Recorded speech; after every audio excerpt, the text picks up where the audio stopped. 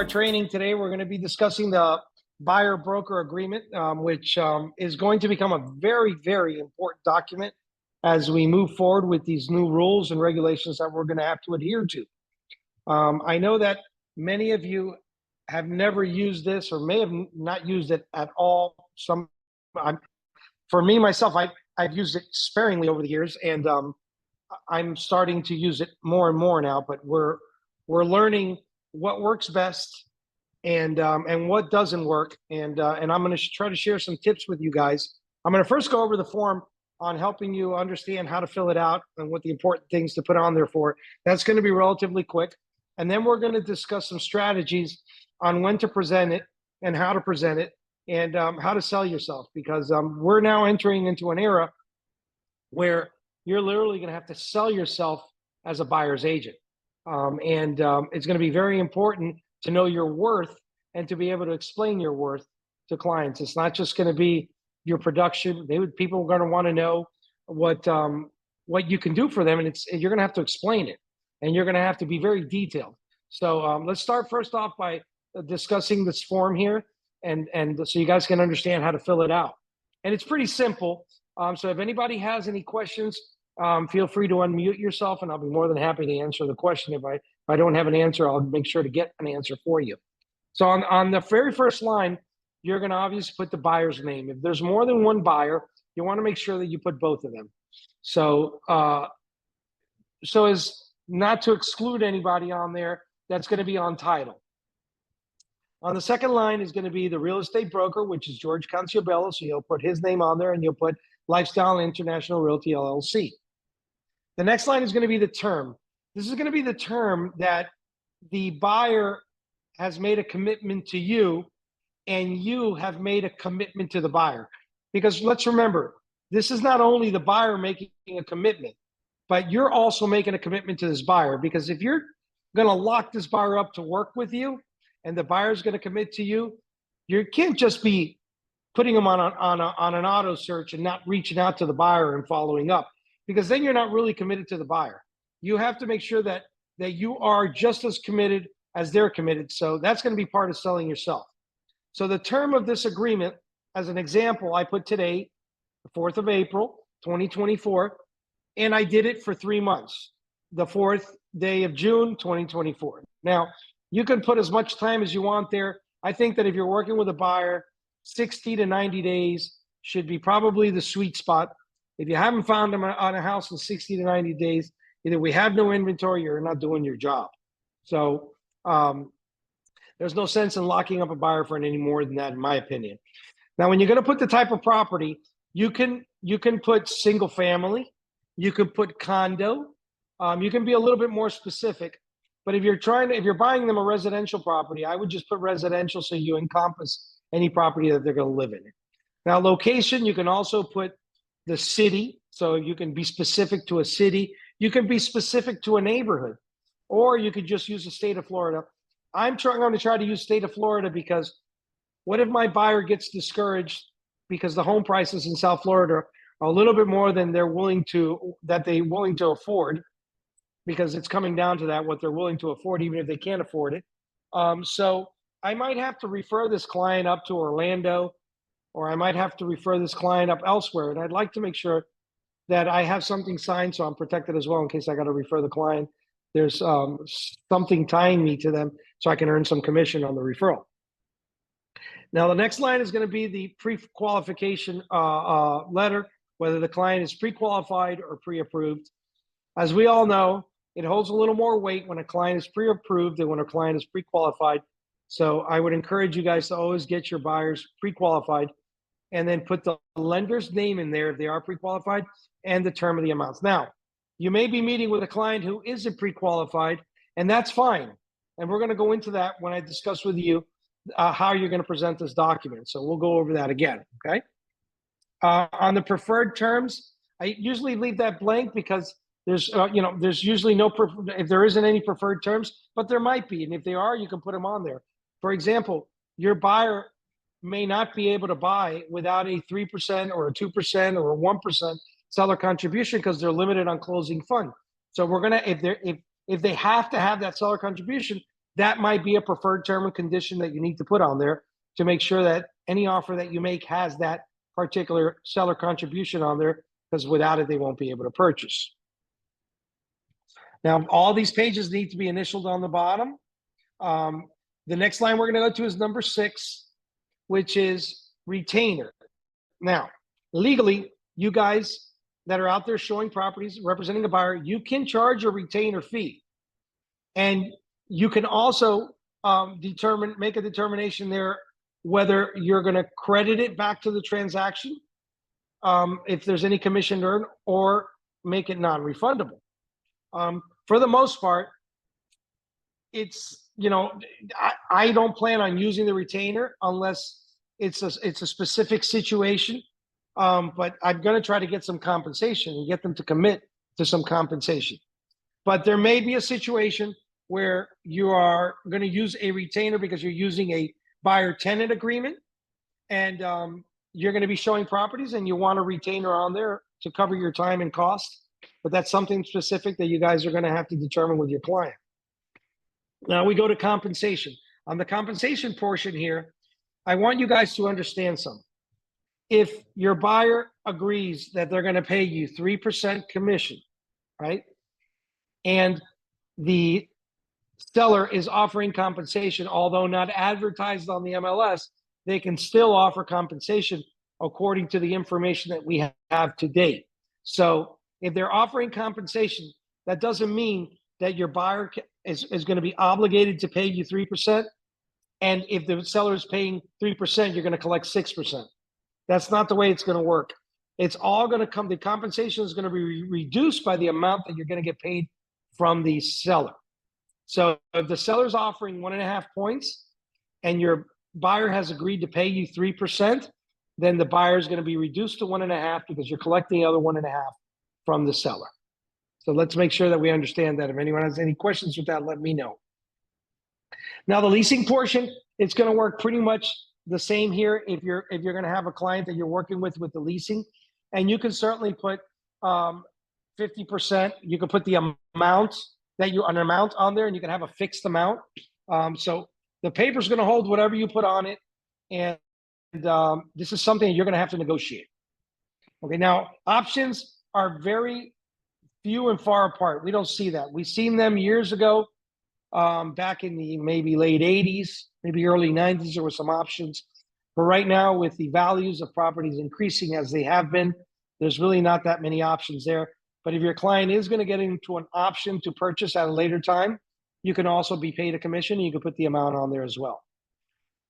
Now, the protection period that I'm personally going to be using is anywhere from 60 to 90 days. Now, that protection period starts when the agreement terminates. So if you go to the first page, if your agreement terminated on June 4th of 2024 and you had 90 days, then it's going to be 90 days from that. What that means is that your buyer can't approach the seller directly or circumvent you to get paid. So this document is protecting you all the way around.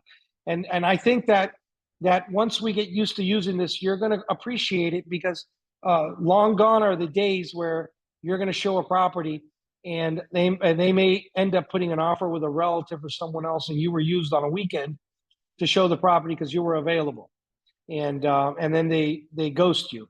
And I'm sure that anyone that's worked with buyers at some point in their career, it's either happened or it's going to happen, because it's just nature of the beast here. So the last line is clause 13, which if you have any other special clauses, you can put them on there. Then they get signed, and you hold on to this documentation and you put it in your file. And obviously, it's going to be provided to the title agent at the time that you go under contract on any property. That's going to dictate what commission is put on the closing statement. So this is your ticket to get paid. Now, the tricky part here is going to be getting the buyer to sign it. Why? Because the buyer has to make a commitment to you, but at the same time, you have to make a commitment to that buyer. So long gone are the days of just sending a list and not following up, and people doing their own research, buyers doing their own research online and sending you properties. I see that happens a lot in our industry. nowadays with all the technology that we got, because the buyer is going to want to know what you're going to do for them. So you're going to have a buyer consultation, which I think is fantastic, because before you'd get a phone call, you'd meet the buyer at a property, you don't know anything about these buyers, and everyone's in a hurry. So now having to sign this buyer broker agreement is going to bring a more personal connection between you and the buyer, which is going to give you a bigger advantage at being able to help them, because you're going to get to know this client a little bit better. So I'm going to recommend that anytime you get a buyer, you explain to them that you have to have a buyer consultation, because you want to get to know exactly what they're looking for, how you can help them. And you really want to know if they're a good fit for you, because they might not be a good fit for you and you might not be a good fit for them. And of course, you're going to have to negotiate commission. So the first thing you're going to do is you're going to have to sell yourself, and you're going to have to explain what it is that you bring to the table. A lot of buyers out there, and a lot of people generally that don't know much about real estate, really don't understand the value that we're here providing.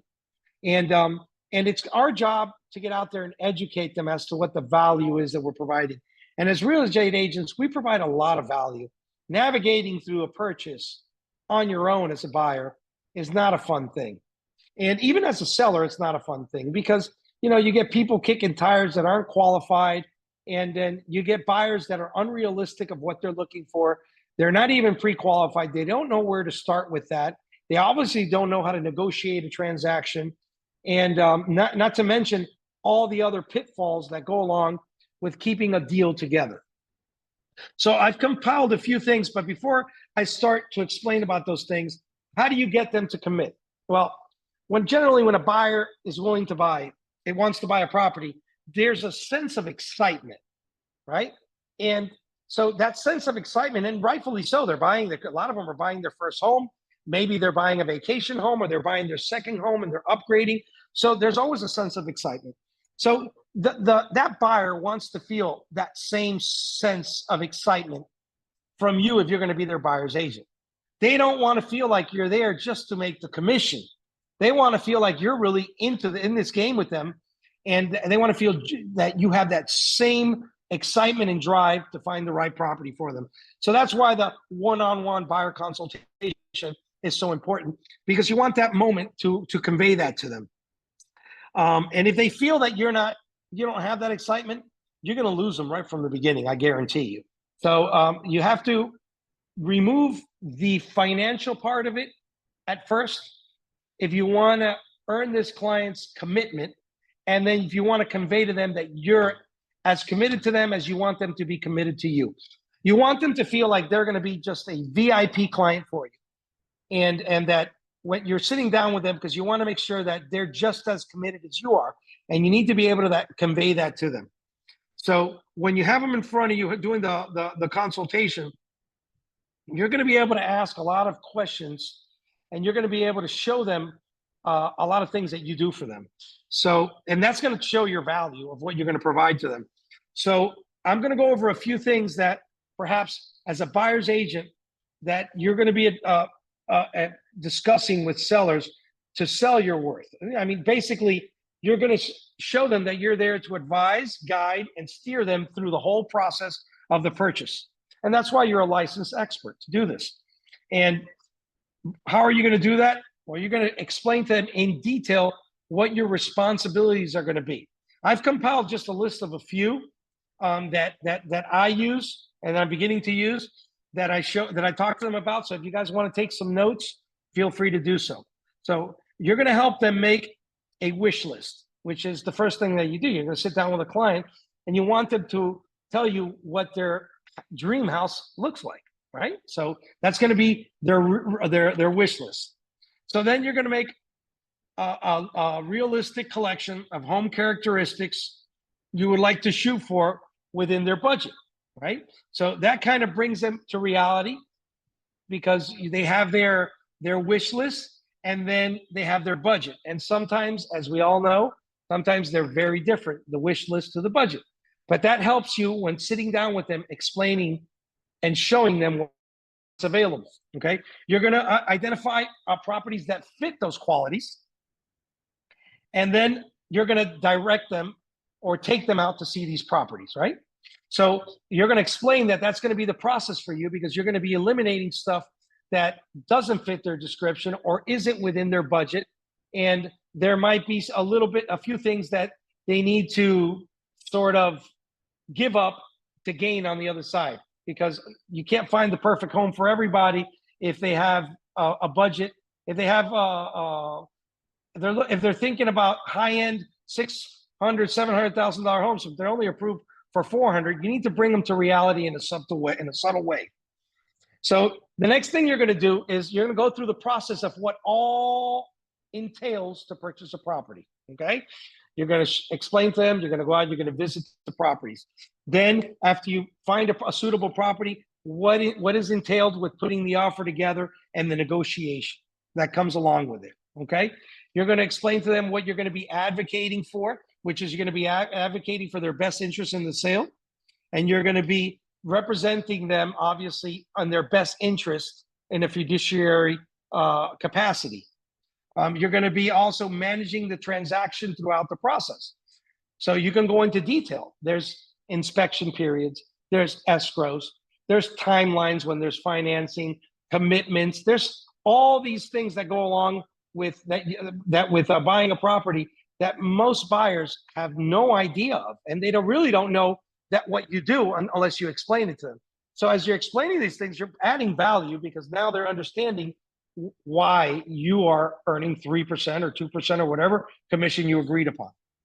All right, so you're going to be negotiating repairs. So if the inspection period comes back, you're going to explain to them how you're going to be negotiating the repairs. You're explaining to them why you order the inspection, and you're going to explain to them appraisals. So you're going to have by the time you get done, you're not only going to be selling your worth, but you're going to have a pretty educated buyer, which in my experience, an educated buyer makes the buying process so much easier, because now they understand everything they got to go through, and now they appreciate the work that you're doing. But once you sit down with them, that you explain all this, that they've now realized that it's just not going in, walking in a house, and it's just not putting an offer, that there's a lot more to buying a property. You're going to have to, at some point, close the sale. So one of the most important things that I think that having this buyer broker agreement is going to be an area expert. Now, with the current system that we have, you can sell a house in Palmetto Bay or West Palm Beach. You go on there, you search.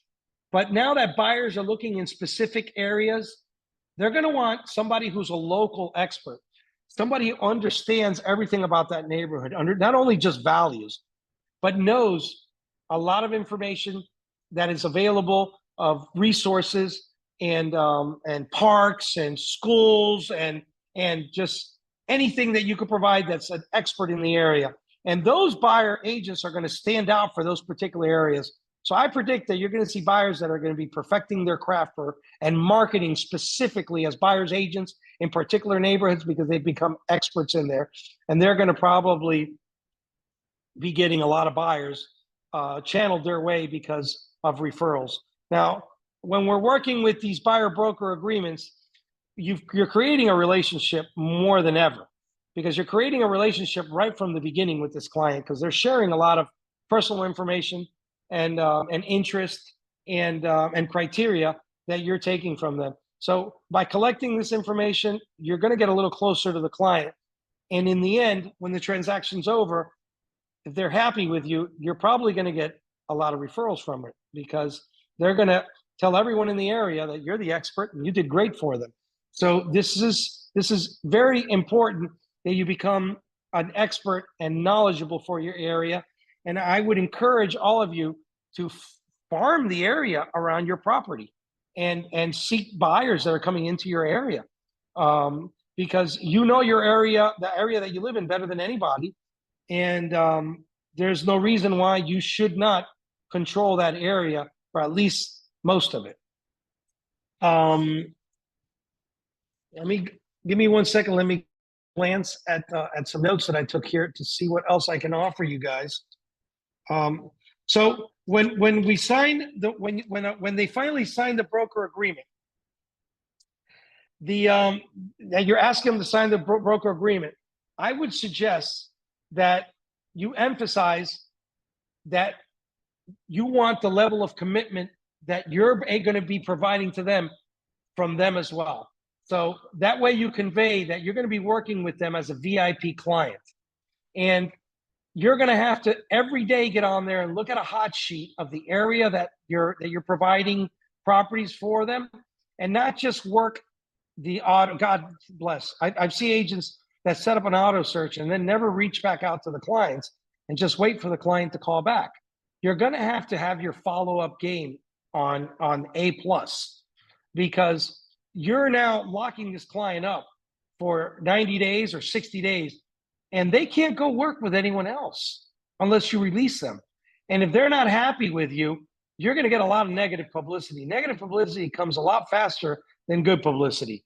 So I would encourage you that once that agent makes a commitment to you, that they feel that you're making a commitment to them, that you're on your A game always. You got to be providing information to them on a daily basis, reaching out to them, not only sending them emails, but following up. Hey, listen, did you take a look at this property that I sent you? I think it's very good. I think it's a very good property for you to look at. It has this criteria, that, and explain to them the different features that they were interested in, and sometimes encourage them to go out and look at the property, because a lot of times a buyer will look at a property and they just look at the picture and they really don't see overall and understand what's around that property. But you can call them and explain to them, and that's going to set you apart from other agents. So once they've made that level of commitment, you feel, and you've asked them, that the only thing that you ask from them is they're going to be as committed as you're going to be committed for the next 90 days in finding the perfect property for them, then you're going to hand over the agreement to sign with them. Now, the commission amount, I know, is going to be a difficult thing. Right now, we're still getting offered compensation. So if you're doing one of these buyer broker agreements, you really don't have to put anything in the compensation yet, but July 15th is right around the corner. And we're going to have all different types of buyers. We're going to have buyers that just don't have the money to pay for the compensation. They're just barely got the 3.5% down, and they have enough for the closing costs, but they're tight, and they don't have the additional 3% to pay you on a $400,000 or a $500,000 house. So there's going to be some negotiation on there. Now, we do know that lenders are already looking at the possibility of increasing these loan limits to include the commission being financed. So there's going to be some creativity from here to there, because if the money doesn't move, the bankers don't make any money.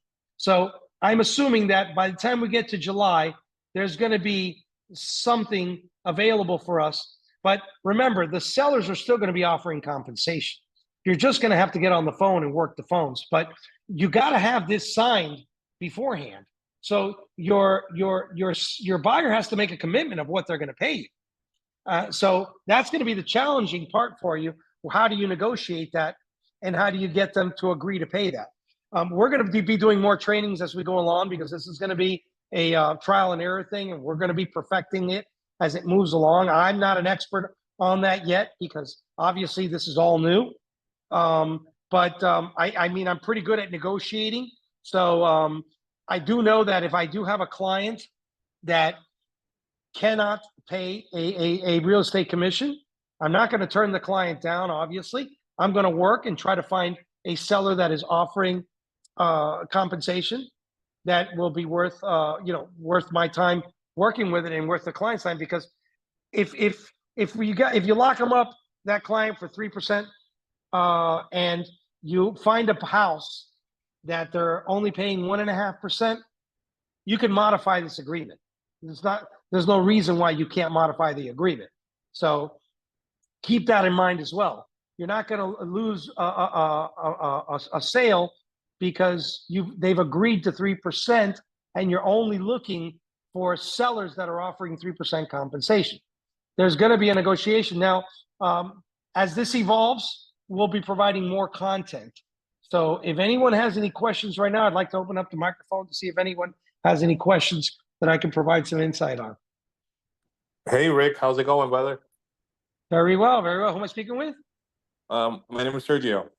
Hey, Sergio Palmero. Hey, You welcome, got it, brother. Sergio. Rick, I don't know if you have the answer to this question, but just thinking out loud here, right? Let's say, we put the names on this broker agreement, right? And all of a sudden it comes time to like put a contract like, hey, I want to use an LLC or a corp.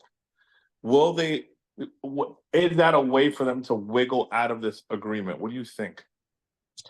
Well, if they want to use an LLC, you can ask that question in the consultation. Will you be purchasing under an LLC, or will you be purchasing in your name? But you can put buyers' names on there, or buyers' corporations or buyers' LLCs, and that would encompass it all. But on the most of the offers, if you're working with a buyer and it's an end user, more than likely they're going to put it. You'll be able to know if he's going to be owner occupied. He's more than likely going to use their name. So you should be able to gauge it when you do your buyer consultation, whether they're going to want this in a trust, and you can ask the question directly: will you be putting the property in a trust? Or will you be taking title in your personal name? Will you be putting this in a corporate name? And then you can put the corporation in. Do you have a corporation already formed? And they may say no, but I will be forming a corporation once we go under contract. So I'm going to ask you to put or assign that I'm going to be able to assign the contract to a corporation. At that point, you're going to put verbiage on there so the buyer covers a corporation. Does that answer your question? Yeah, I think it's valid. I'm just thinking about all these things because I've seen great clients, and I've seen some sneaky ones too. So you got to cover ourselves and everything. That happens. That happens. There's no doubt about it. But remember, if they're buying under a corporation name and they own the corporation, and they buy, I would imagine that you'd be able to go back in there and say they circumvented it. I'm not an attorney, but it's a good question that we can ask an attorney, and I'll note it so that I can ask that question moving forward. Appreciate it. Okay. Mm-hmm. Anybody else got any questions? Hey, Rick, how are you? It's Vanessa. Hi, Vanessa. Joining us. Hey, I have a question. I know that you mentioned about leases also, but I'm not sure if you mentioned if in the lease portion when you listed, is the commission also going to be omitted? And that's something that we have to negotiate with the listing agent if you're on the tenant side? I'm under the impression that all commissions will be removed from the MLS, including lease. That's what I'm under the impression of. I don't think it's going to be any. I don't know if that's going to be an exception at this point, but we need to be prepared just in case it is. Got it. Okay. Thank you. You're welcome. Anybody else got any questions? So that Oh, nobody's got any questions. Hi, Sarisha. Hey, Rick. Yeah, so that includes both the buyers and the seller's commission, correct? From the MLS listing? Well, no, the sellers is never disclosed on the MLS. So, and the seller's not obligated to disclose their commission. They won't be obligated with the new ruling either. Mm-hmm. Yeah, okay. Yeah. The only thing that's going to be removed completely is the amount that they're offering for compensation. And remember, it's just going to be removed from the MLS. We have a lot of misinformation out there since this proposed agreement was put out to the news, whereby they were saying that gone are the days of commission, and that's that's giving people just false information altogether. So I'm finding in the last few listings that I've been out to that I've had to explain it in detail to the sellers so they completely understand. I just ran into a seller last week that I took a listing, he was pretty much adamant when I went in there about paying any compensation whatsoever. So I explained it all to him, and he agreed to pay 1.5% at this point. But I explained to him that we may get offers where they're requesting a seller contribution of some kind, and there may be some other concession, and that basically it was going to come down to the offers that you're getting, because if you're not getting the traffic, and another seller's in your same neighborhood, and they want their house to be more attractive, they're going to offer more compensation. Yeah, that's right. So, then with this new rule, are the buyers obligated to pay to their agents, or is it optional? No, the buyer is, when you sign the buyer or broker agreement, the buyer is going to be obligated at closing to pay the compensation. Now, if you negotiate, this is currently what we're experiencing. Now, this could change. If you're negotiating a contract, let's say you negotiate a seller contribution because your buyer doesn't have the seller's not paying any compensation to you, and the buyer doesn't have the compensation to buy you. So you throw on there a seller contribution, and that seller contribution is going to free up money so that the buyer can pay you your commission. We're going to see some of that happening, but at the same time, we don't know how the banks are going to react moving forward, because there's going to be cases in which the buyer actually needs that compensation, and there's going to be cases in which you're buying conventional, and if they give you 3% seller compensation, you can't get 6% because the program won't allow it, and you might need some seller credits due to the fact that the inspection came back with some anomalies, and you requested that they give you a credit to make some repairs. So this is all going to be new, and it's all going to be negotiation tactics all the way through. So the agents that are savvy and can look at a transaction and can say, hey, listen, let's work it this way, and let's run, are gonna probably flourish a lot more than those that drown in the negotiation stage. So negotiating is going to be key moving forward. And I'm sure we're going to be doing a lot of trainings on different negotiation tactics moving forward. So, since there is no like standard commission, and it only goes through negotiations between what the sellers are going to pay to the buyer's agent, like after the new rule, so will there be like new forms or like contracts that we have to be in with them based on the negotiations? No, as far as the contracts, your listing is going to remain the same, because, like I said, when you take a listing, there's still going to be offer compensation. The only thing that's going to change is you're not going to be able to put it on the MLS. You can't advertise it on the MLS. So when you take the listing, you're still going to have that conversation with your seller to determine how much compensation they want to offer, if they are going to offer any. Now, what's changed is that before, if you didn't have any compensation at all, you weren't able to put the property on the MLS. Now, all properties on the MLS are going to be on there, and none of them are going to have any compensation. Yeah, that's right. But what I'm asking is like the negotiations that we do, are they just verbal, or do we No, they're not get verbal. to do That's why any we discussed. contracts? No, Yeah. this is why we discussed the buyer broker agreement. The buyer No, broker that's agreement. buyer. I'm asking about like the seller, like whatever Okay, yeah. the If the seller's seller. paying any Yeah. compensation, you're going to put it on your contract. What the Okay. seller's Yeah. paying. Okay. Yeah, So it's not a definitely. separate form. It's the same form that we are in the Yeah, contract. it'll be Yeah. on the Okay. contract, and Yeah. they Okay. may the Florida Association of Realtors may come out with a specific form for that. I haven't seen it yet, but there's quite possible that there might be a form where the seller is going to be signing, agreeing to that transaction, that specific transaction, that they're going to pay a certain amount. That could be, but we don't have that Okay. form yet. Okay. Okay. Yeah, that Great answers my question. question. Great Right? question, by Yeah. the way. Yeah. Thanks, Rick. Mhm. All right. Anyone else? All right. No one else has any questions. Okay. So just to recap, remember, be an expert, become an expert in the area Rick, that you live in the area. Yes. I'm so sorry. I do have a question. I'm showing a house, and I want to I want to be on the call too. So the question is regarding the rental portion, because I feel because it's been a buyer settlement for the most part, a lot of people aren't talking about the rental side of things. But you mentioned that we're going to be using this as well for tenants as well, for leasing, correct? Well, no, I mentioned that you can use it. You've always been able to use it for a tenant. I'm not clear on how they're going to handle leases yet.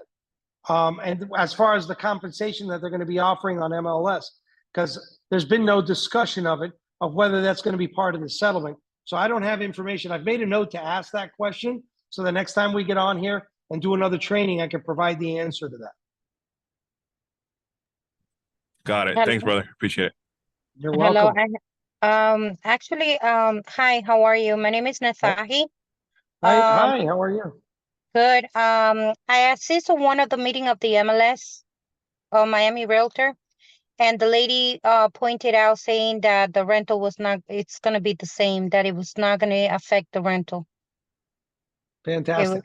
was, I haven't heard anything from them, but I appreciate you providing that information. I imagine they're going to publicate something at some point with that.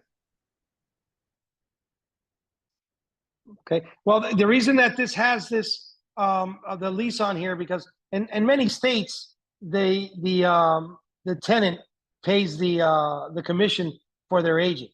So and there's nothing to preclude you from doing that here either. You could definitely charge them to find them a property. There's nothing that stops you from doing it. So this form is still useful for that, for rentals. Rick. Yeah. Rick, do you know how long is the maximum amount of time we can have someone on this broker agreement for? For example, if we have we have a tenant that says, "Hey, I want to rent for the first year, and then after I want to buy," right? How long could you? Do you know that answer?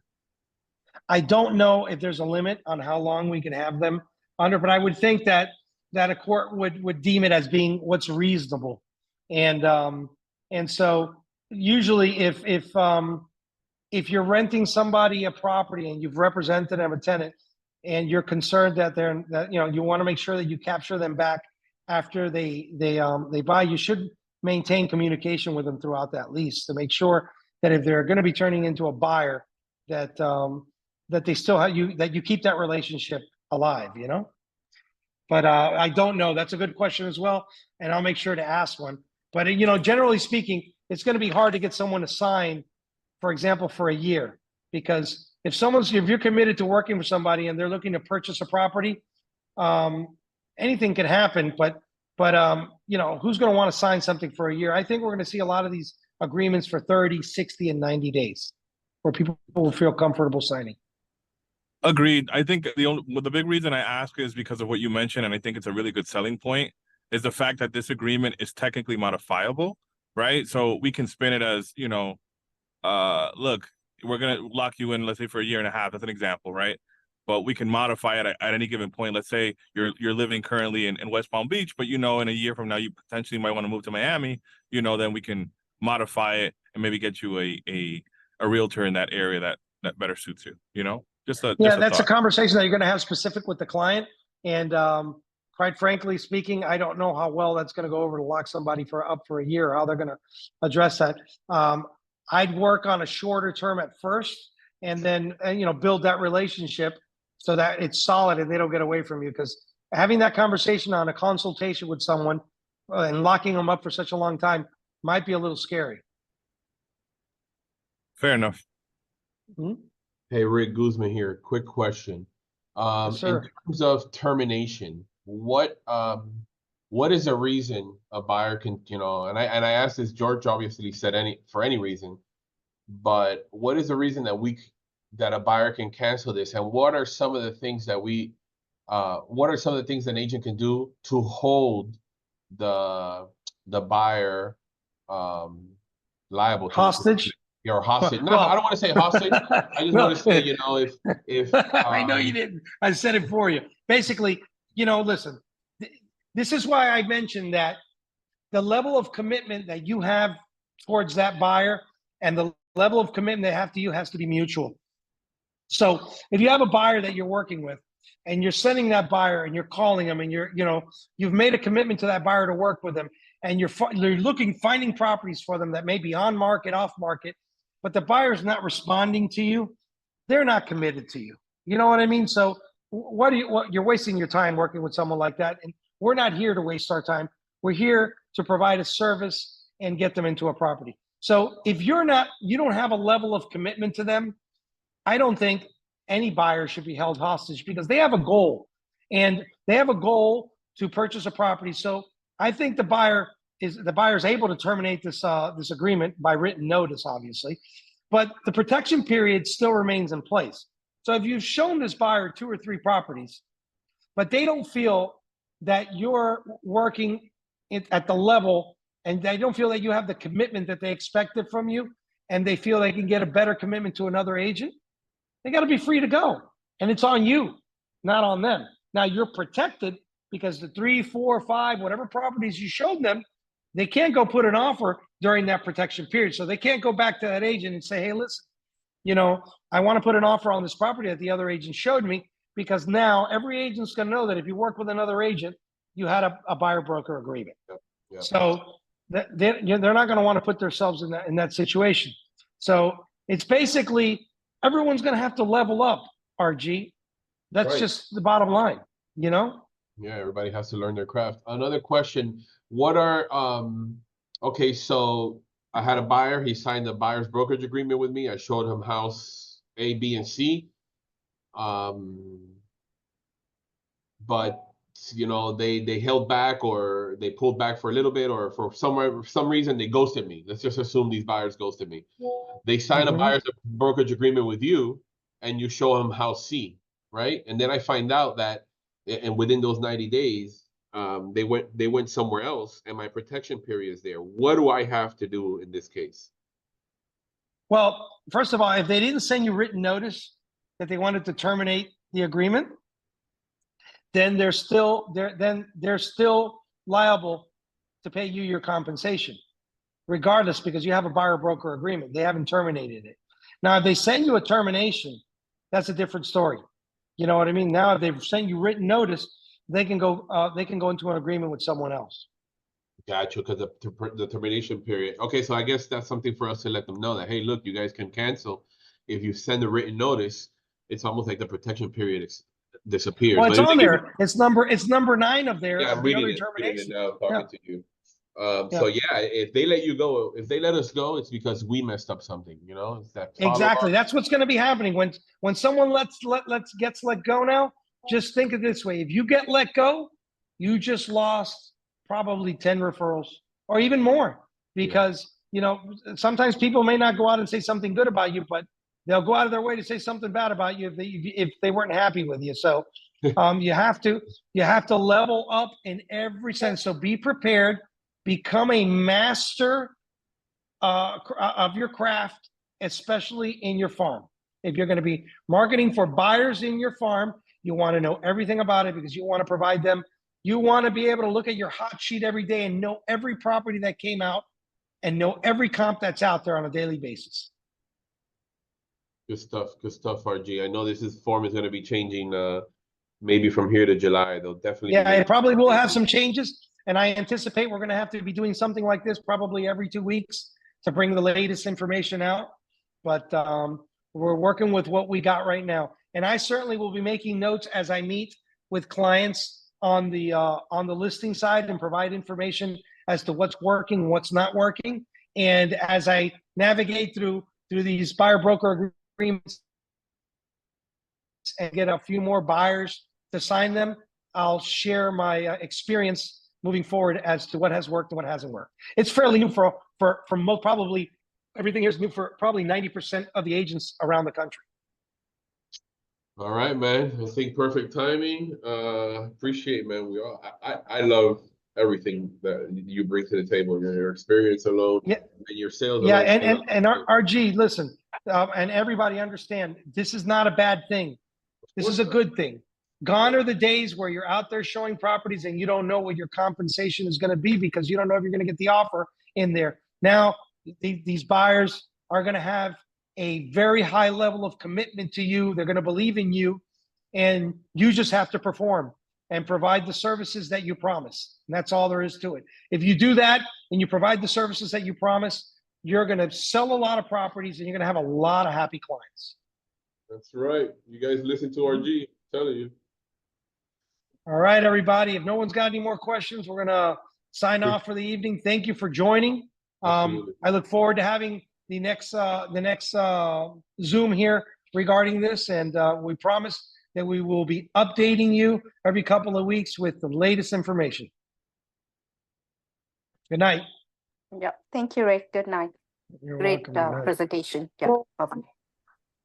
Thank you, Rick. You're welcome. Good night, everybody.